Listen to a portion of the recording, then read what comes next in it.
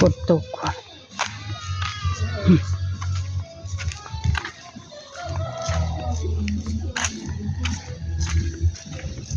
จะไปวานคัน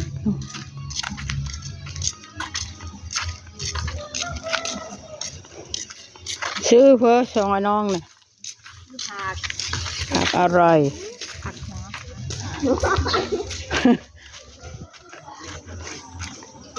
ผักอร่อยอร่อยจ้ะโอ้ยตกโอ้ยก็จะตก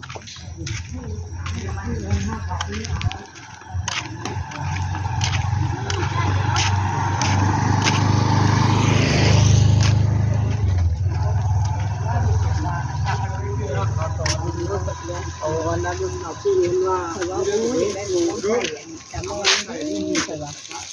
คนละคนเอาอันนี้นะม่วงยังหน่วยน้อยนะฮะม่วงเพลินหน่วยน้อยม่วงไข่คำเฮ้ยเบอร์เท่ากับว่าเท่ากับเอาเม็ดมันผูกรถเท่าเป็นยุ่มใส่กอนไม้นั่นรถโกดแล้วเดี๋ยวนี้ฮะเนี่ยข้าวต้มบะหมี่เนาะข้าวต้มอันโอ้ยเขาเป็นสารวินเพื่อนกันกะจ้ะชุกระบอกไข่อันนี้นะและข้าวชุกแล้วค่ะไข่ข้าวกินได้เลยม่วงไข่คำม่วงไข่คำที่รถไข่คำอันนี้ล่ะอันนั้นล่ะไข่คำสิอันนั้นบ่มีไข่คำเบิ่งดูเบิ่งดูอันนี้พันม่วงเพลินอันนี้3 ฤดูไข่คำกินแล้วเป็นไผ่คำเด้อเฮ้ย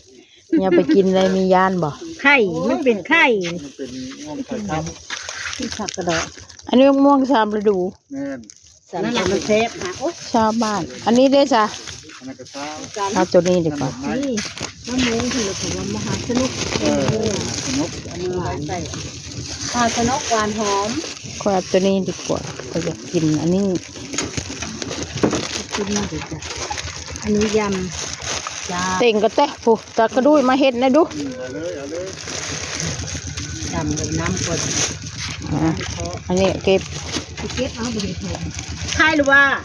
ชิเลอร์น่าเป็นดินทานชิเลอร์เห็ดเพาะนี่เอามาเบิ่งดูที่5 ดอกนี่อันนี้ลูกกบนะลูกกบ50 บาทป้าคือเย็นเท้าเยอะเขาละอันนี้เห็ดเพาะนะจ๊ะเห็ดเพาะหนังจ้าลูกกบ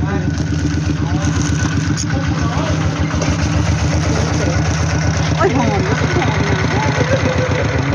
อันนี้ได้เนาะอันนี้คือว่าหอมดอกไม้หอมน้ำดอกไม้นี่ล่ะนี่อันนี้นี่เก่งอันชุดเก่งไม้กับไม่ได้นะเบิดแล้วแกงหน่อไม้อะไรเก่งไม้หมดพี่สั่งกินมีโอ้พี่ช่างบ่คือบ่มีอันกินทำมื้อนี้เด้พลังบ่ได้เด้ฮะยำมหาเสน่ห์หนาวยำนี่ขนาดเนี่ยไปกินกับข้าวได้กิโลนี่เด้นี่เป็นแพ็ค3 บาทม่วงผู้เฮ้ยเอา6 7อันนี้ก็ได้เอาเขาจะย่านเบื่อเดี๋ยวจะเอาเห็ดมาแกงเห็ดเอายำมึงดูเห็ดนะว่าเห็ดเพาะอยู่บ่อันนั้นล่ะเห็ดเข็มเลยอันเห็ดเข็มเดี๋ยวนี้โอ้ยมันละเป็นเพอแห้งแซ่บเนาะ6ใครจะว่าอะไรก็สร้างอันไหนใครจะว่าอะไรก็สร้างอันเลย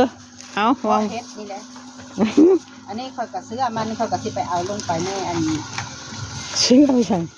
เสื้อเฮ็ดนี่มาหนังเฮ็ดนี้ทำไม่มีอะไรนะอันนี้นี่เฮ้ยพวกแน่เฮ็ดอะไรแน่เฮ็ดน้ำมันออกอยู่ภูอันนั้นน่ะเฮ็ดไข่โอ้ออกแล้วเนาะทางเขาไงเฮ็ดไข่ทางเฮาบ่ได้ไปเลาะเบิ่งได้เพิ่งมาได้ที่ไปเบบ่จะว่าทางเขาเนาะออกก่อนเนาะ6เห็นไหมนี่นอกก่อนอยู่แล้วทางคุณเห็นไหมนี่เฮ็ดไข่แม่นบ่เห็ดไข่ไม่ใช่เห็ดเราแล้วก็เห็นไหมเห็ดปวกเห็นไหมนี่ไหนเอามาดูเป็นขวัญตาหน่อยสินี่นี่นะเห็ดปวกเนาะจ้าแล้วก็จะแกงใส่ส้มออกแอบแล้วก็จะผัดอีตู่ส้มแล้วก็อร่อยมันก็เป็นส้มนี่ทาง บ้านรวมทั้งหมดอ่ะนะ อันนี้บอก อืม หมดได้50นะคะ อืม มันไม่ได้ถือเท่าใดละเพราะว่าอันนี้ก็10 บาทแล้วนี่เข็มเอามาแกงใส่เพิ่มเดียว อืม คือว่าเป็นเห็ดไก่กวบ เขาว่าเฮ็ดก็ออกอยู่บ่แม่นบ่ เห็ดก้อแดงอัน อืม นั้น อยู่น้ำพุคำบุนี่หรือเปล่า เออ ฮะ เห็ดก้อแดง บ่ ต้มก้อนะ เออ โอ้ยจับยาหิ้มแล้วอันนี้เอาไปเทให้แม่มีดำละล้างเห็ด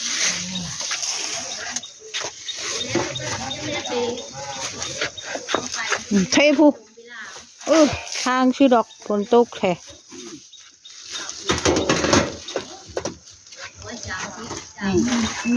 นี่ ฝนตกพอดีคันบ่ได้แห้งเนาะบ่ทางบ้านเฮา ก็ซ้ำเดียวอยู่แล้ว เนาะ ยอดแล้วบ่นาฮะ โอ้ยไปเฮ็ดตกกามื้อนี้ไปติดขี้ดินติดล้อมันก็บ่ได้ตกซะ บ่มีฮ้อนน้ำ เพราะฉะนั้นหาเลือกเอาให้ใดที่มันบ่มีน้ำ บ่มีแห้ง มีน้ำบ่ ยังบ่อิ่มเนาะ คันรถไทยไปไทยแล้วก็หวานเอารถเป็นได้ บ่ได้เคยบ่พอกินนาจองให้นึง ถ้ามันเฮ็ดแบบนั้นค่ะ นาจอง บ่พอกินบ่เฮ้ย มันบ่พอกินคันไปว่านเบิ้นคือเขานะแล้วโลดละห้าพันบ่อยากฉีดยานี่ล่ะขนาดบ่ฉีดยาก็ยังเป็นโรคเนาะพี่ดุย เนาะนี่มันตรงนี้ล่ะลูกโอก50 อ่ะ 50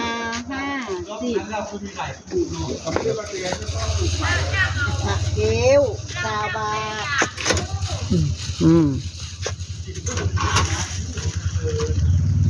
ไปฮอดบ้านพี่เบือกเชื่อเขาหูจักอยู่ดอกว่าเฮ็ดออก เฮาไทยว่าบ้านในห้วนแห้งขายต้นมองขายเฮ็ด อันเฮาหาบุญเฮาหลายสิเมื่อหาเฮาก็เมื่อเงินหลาย อัน ยอด แล้วเฮาดังอ่ะแล้วแล้วพวกนี้ ดำเมื่อกี้นี่จ้ะแล้วไวแท้ด เป็นมากหน้า ำจ้ะ ยังเหลือทงนึงเฮายังบ่ได้เฮ็ดเฮาไว้เฮ็ดได้ หลายเนาะ ไปเฮ็ดน้ำหลัง โอ้ดำทงนึงได้ข้าวจากปีละกระสอบเดี๋ยวนี้ รถฟ้าอันละ10 บาทนี่ล่ะข้าว 180พูนบ่ ฮอด บ่ 10 บาท ชุดทางกินเนาะข้าว พอได้กินอยู่ได้เยอะแต่เห็ดพอได้กินคือเดียวนี่ละเอ้ย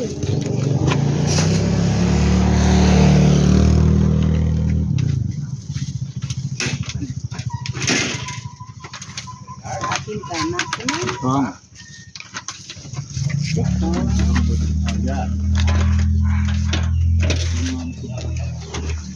เอาไปคนที่ตกทำเมื่อละได้มักม่วง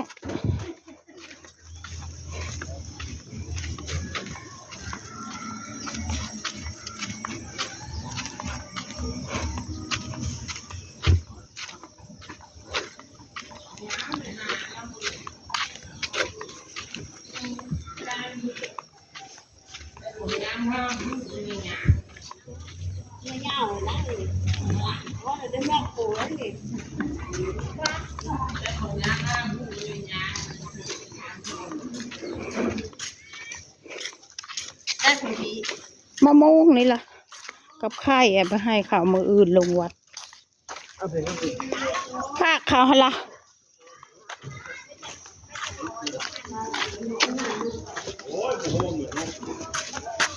มักอึอันนี้เป็นหรือเปล่าวะโอ้ยนึกว่ามักอึ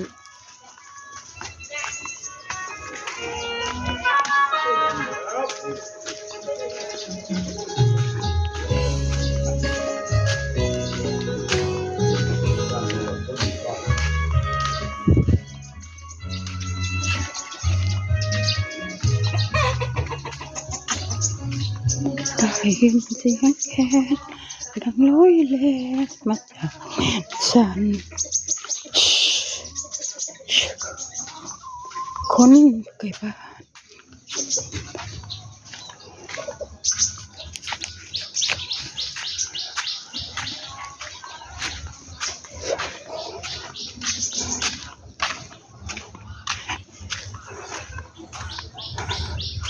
อ้ผู้เหลือไฟ